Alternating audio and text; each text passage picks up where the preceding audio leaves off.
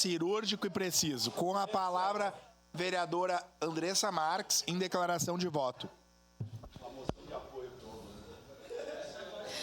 Assino embaixo do que o vereador Aldoni Machado falou. Foi reto e direto.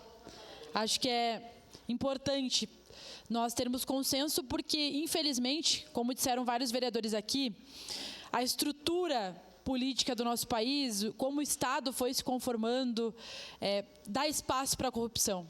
E nós precisamos combater. E dar exemplo para a população e dizer, nós não somos a favor disso.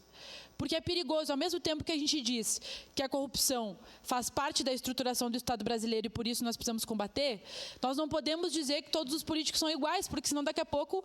E aí a gente corrobora com o discurso que nos criminaliza.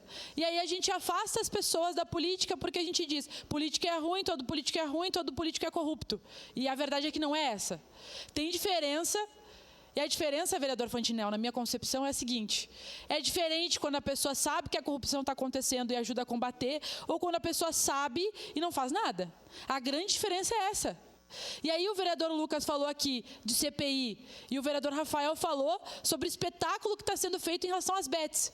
A nossa preocupação é essa, vai fazer uma CPI para fazer um espetáculo, ou vai fazer uma CPI para realmente investigar e punir os culpados?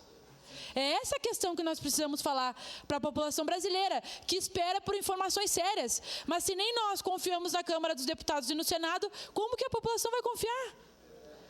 Então, é complicado também a vida do povo. E aí, nobres colegas, quando a gente fala de regulamentação das redes sociais, da internet, da comunicação, não é que as pessoas não vão poder falar, mas muitos golpes acontecem através das redes. As bets são divulgadas através das redes, sem nenhuma regra.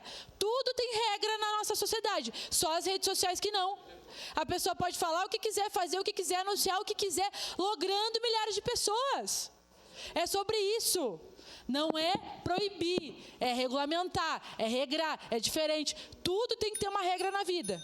Então, vou votar favorável, porque o povo precisa saber da informação, mas não de show, e sim das informações corretas. Obrigada, senhor presidente.